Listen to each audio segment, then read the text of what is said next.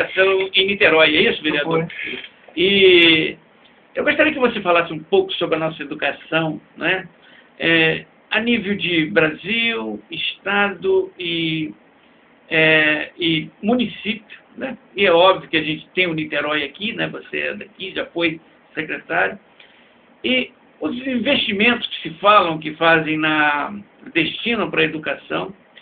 E eu gostaria que você falasse um pouco dessa diferenciação da educação pública e aquela oferecida, né, aquela suplementar pela iniciativa privada. Eu gostaria que você falasse um pouco sobre isso, vereador.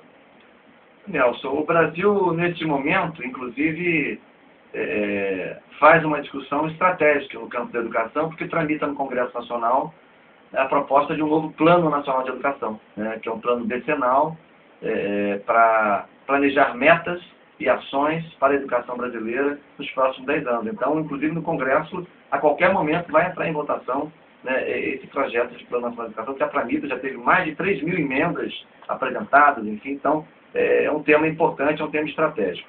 É muito difícil a gestão da educação pública no Brasil, porque, na verdade, com os 3 entes federados atuando, a União, os estados e os municípios, com responsabilidades diferenciadas, muitas vezes você atribui responsabilidades a uma autoridade ou a um ente que não tem. Por exemplo, o essencial da gestão da educação pública básica, que é a educação básica? É a educação infantil, é o ensino fundamental e é o ensino médio. O essencial da gestão pública na educação básica está com estados e municípios. O Ministério da Educação tem uma função mais coordenadora, articuladora, de formulação de diretrizes, enfim.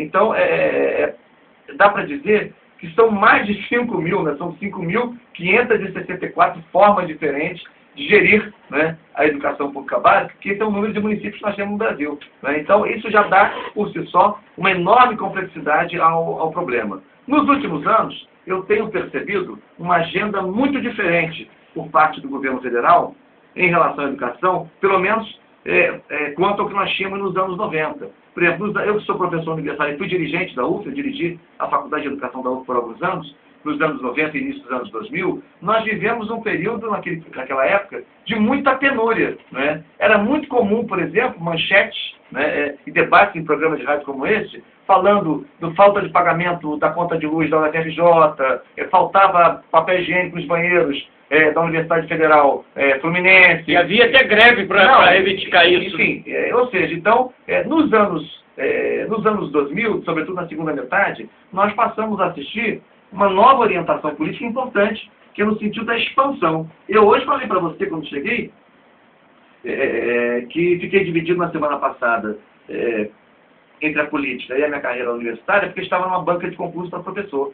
Se ampliou muito a quantidade de vagas nas universidades públicas, a quantidade de instituições federais de ensino superior, consequentemente mais concursos públicos. Tem problemas, mas ainda tem muito problema, muito desafio. Mas nós estamos vivendo uma outra agenda, que é a agenda da expansão, não só das universidades federais. O Josias Muniz tocou um ponto rapidamente aqui, falando de qualificação profissional, e eu quero pegar esse ponto.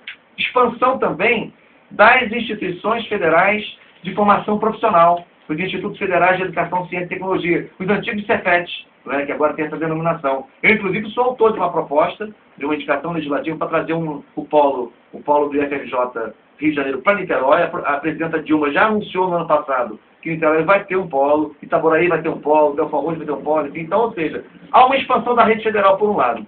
E por outro lado, eu quero acentuar o seguinte: no âmbito do município, né, falando um pouco para os nossos ouvintes aqui de Niterói, no âmbito do município nós temos assistido, na minha opinião, um importante desinvestimento na educação. Desinvestimento.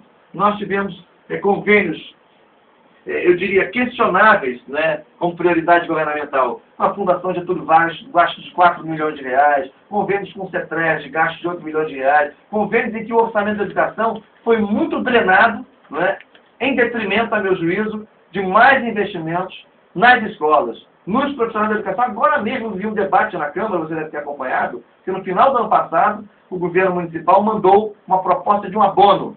Um abono, né? Não é plano de cargo, um abono pontual, e acabou. No valor de R$ 1.170, mas só queria dar para uma parte da categoria, só para um setor. Eu fiz uma emenda propondo que já que era um abono, né, desse para todo mundo. O governo recusou. Só que no início desse ano, mandou uma proposta aceitando a minha ideia. Só que dando abonos de valores diferenciados. 30% para um, 50% para outro, enfim. Então, ou seja, no tocante à valorização do profissional da educação, nos investimentos nas escolas, eu acho que Niterói sofreu um retrocesso muito grande. Agora, você perdeu seu raciocínio?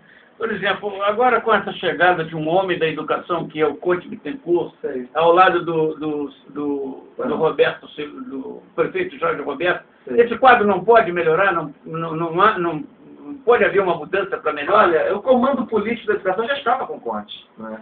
Ele não era gestor da secretaria, porque ele estava exercendo o mandato de deputado, mas o comando político administrativo já estava com ele. São os quadros vinculados politicamente ao deputado licenciado e secretário de governo Conte Bittencourt, que já estão no comando da Secretaria de Educação e da Fundação Municipal de Educação desde o início do governo Jorge. Enfim, então, eu acho que a chegada do Conte agora representa uma outra coisa. A gente não falou muito da política de Niterói, não sei se vão ter oportunidade de falar, mas eu acho que a chegada do Conte em Niterói chega uma tentativa de equacionar os diferentes e conflituosos interesses que moram no governo de Niterói, né? A turma do secretário de Obras e Serviços, o Mocazel, a turma do secretário de Fazenda, o Selmo Treger, a turma do secretário executivo do prefeito, o Hamilton Pitanga. Então, é uma tentativa de ter alguém para articular e conciliar interesses, dada a ausência, omissão e inoperância do próprio prefeito. Eu, particularmente, acho que o Conte não vai conseguir ser bem sucedido nessa missão. Não por problemas pessoais dele, ou dificuldades pessoais. É que eu acho que são interesses que disputam, na minha opinião, os grandes negócios, né, mediados pelo governo municipal na cidade de Niterói. E são interesses não só políticos, mas interesses que passam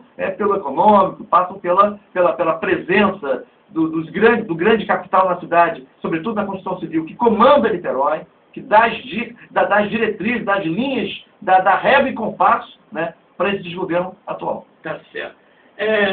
Bom,